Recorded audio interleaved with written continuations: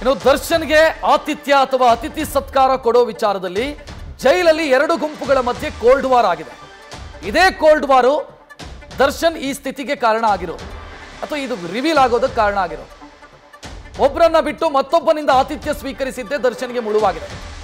ಎರಡು ಗ್ಯಾಂಗ್ಗಳ cold ವಾರು photo viral ಆಗೋದಕ್ಕೆ ಕಾರಣ. ದರ್ಶನ್ಗೆ ನಾವು ಆತಿಥ್ಯ ಕೊಡ್ತೀವಿ ಅನ್ನೋದು ಒಂದು ಟೀಮ್ನ ವಾದ, ಮತ್ತೊಂದು ಟೀಮ್ ಇಲ್ಲ ನಮ್ಮ ಕಡೆಯಿಂದ ಆಗಬೇಕು ಅಂತ. ಇದು ಬಹಳ ದಿನದಿಂದ ಈ ಕೋಲ್ಡ್ ವಾರ್ ನಡೀತಾ ಇತ್ತು. ಇದರ ಕೊನೆಯದಾಗಿ ಈಗ ಫೋಟೋ ವೈರಲ್ ಆಗೋ ಹಂತಕ್ಕೆ ಬಂದು ತಲುಪಿದೆ. ಈ ಬಗ್ಗೆ ಹೆಚ್ಚಿನ ಡೀಟೇಲ್ ನೀಡೋದಕ್ಕೆ ನಮ್ಮ ಪ್ರತಿನಿಧಿ ಶಿವು ನೇರ ಸಂಪರ್ಕದಲ್ಲಿ. ಶಿವು, ಈಗ ದರ್ಶನ್ ಜೈಲು ಸೇರಿದಾಗಲೇ ನ್ಯೂಸ್ ಫಸ್ಟ್ ಇದರ ಬಗ್ಗೆ ವರದಿ ಮಾಡಿತ್ತು. ಎರಡು ಟೀಮು, ಒಂದು ಬೇಕರಿ ರಘು, ಮತ್ತೊಂದು ವಿಲ್ಸನ್ ಗಾರ್ಡನ್ ನಾಗ. ಈ ಟೀಮ್ನ ಮಧ್ಯೆ ಕೋಲ್ಡ್ ವಾರ್ ಆಗ್ತಿದೆ ಅಂತ. ಅದೇ ಕಾರಣನಾ ಈಗ ಈ ಸ್ಥಿತಿ ಬರೋದಕ್ಕೆ ದರ್ಶನ್ಗೆ?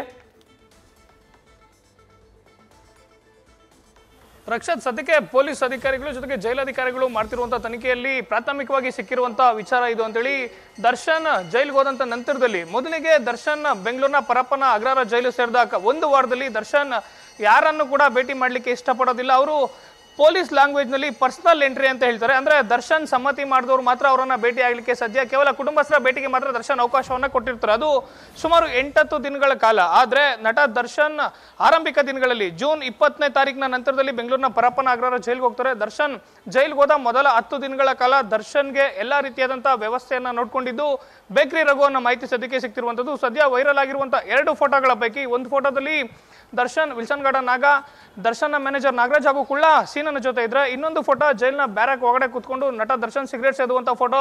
ಆ ಫೋಟೋದಲ್ಲಿ ನಟ ದರ್ಶನ್ ಜೊತೆಲಿ ಇರುವಂತದ್ದು ಇದೇ ಬೇಕರಿ ರಘು.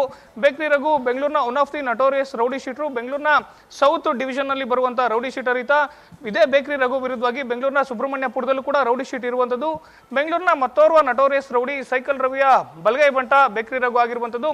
ದರ್ಶನ್ ಜೈಲ್ಗೆ ಹೋದಂತ ಆರಂಭಿಕ ದಿನಗಳಲ್ಲಿ ಮೊದಲ 10 ದಿನಗಳಲ್ಲಿ ಎಲ್ಲಾ ರೀತಿಯಾದಂತಹ ವ್ಯವಸ್ಥೆಯನ್ನ ಬೇಕರಿ ರಘು ಮಾಡ್ತಿರ್ತಾನೆ.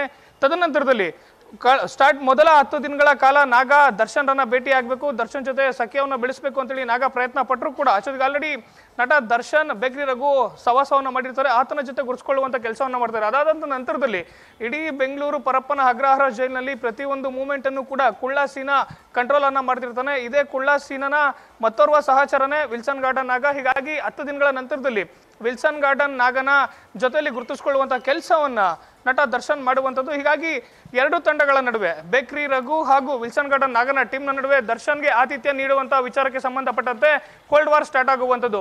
ಬೆಂಗಳೂರಿನ ಅಂಡರ್ ವರ್ಲ್ಡ್ ನಲ್ಲಿ ವಿಲ್ಸನ್ ಗಾರ್ಡನ್ ನಾಗನ್ಗಿಂತ ಹಳೆ ರೌಡಿ ಬೇಕರಿ ರಘು ಹಾಗೂ ಸೈಕಲ್ ರವಿ ನಮ್ಮ ಟೀಮನ್ನ ಬಿಟ್ಟು ನಟ ದರ್ಶನ್ ಹೋಗಿ ಮೊನ್ನೆ ಬಂದಂತಹ ಹುಡುಗರ ಜೊತೆ ಗುರುತಿಸ್ಕೊಳ್ತಿದ್ದಾರೆ ಅಂತೇಳಿ ಆರೋಪಿಗಳು ಕೋಪ ಮಾಡ್ಕೊಳ್ತಾರೆ. ಜೊತೆಗೆ ನಟ ದರ್ಶನ್ ಜೊತೆಲಿದ್ದಂತಹ ಫೋಟೋವನ್ನ ಮೊದಲೇ ಬೇಕರಿ ರಘು ತಮ್ಮ ಸಹಚರರ ಜೊತೆಯಲ್ಲಿ ಮೊಬೈಲ್ ನಲ್ಲಿ ಸೆರೆ ಹಿಡಿಸುವಂತ ಕೆಲಸವನ್ನ ಮಾಡ್ತಾನೆ. ಯಾವಾಗ ನಟ ದರ್ಶನ್ ವಿಲ್ಸನ್ ಗಾರ್ಡನ್ ನಾಗನ ಟೀಮ್ನ ಜೊತೆ ಗುರುತಿಸ್ಕೊಳ್ತಾರೆ, ಅಷ್ಟೊತ್ತಿಗೆ ಆಲ್ರೆಡಿ ಬೇಕರಿ ರಘು ತನ್ನ ಜೊತೆಲಿದ್ದಂತ ಅಂದ್ರೆ ಬೇಕರಿ ರಘು ಜೊತೆ ಒಳಗಡೆ ಬ್ಯಾರಕ್ ನಲ್ಲಿ ನಟ ದರ್ಶನ್ ಕೂತಿದ್ದಂತ ಫೋಟೋವನ್ನ ವೈರಲ್ ಮಾಡ್ಲಿಕ್ಕೆ ಪ್ಲಾನ್ ಅನ್ನ ಮಾಡಿರ್ತಾರೆ. ಅದು ಜೈಲಿನ ಹೊರಗಡೆ ಇರುವಂತ ತನ್ನ ಹುಡುಗರಿಗೆ ಕಳಿಸಿ ಅದನ್ನ ಸೋಷಿಯಲ್ ಮೀಡಿಯಾದಲ್ಲಿ ವೈರಲ್ ಮಾಡಿಸುವ ಮೂಲಕವಾಗಿ ಬೇಕರಿ ರಘುವ ಹವವನ್ನ ಹೆಚ್ಚಿಸಿಕೊಳ್ಳಲಿಕ್ಕೆ ಪ್ರಯತ್ನ ಪಡ್ತಿರ್ತಾನೆ. ಅಷ್ಟೊತ್ತಿಗೆ ಆಲ್ರೆಡಿ ಅಚಾನಕ್ ಆಗಿ ವೇಲು ತೆಗೆದಂತ ಫೋಟೋ ವೈರಲ್ ಆದಂತ ನಂತರದಲ್ಲಿ ಬೇಕರಿ ರಘು ಜೊತೆಲಿದ್ದಂತ ಫೋಟೋನು ಸದ್ಯ ವೈರಲ್ ಆಗಿರುವಂತದ್ದು. ರಕ್ಷತ್.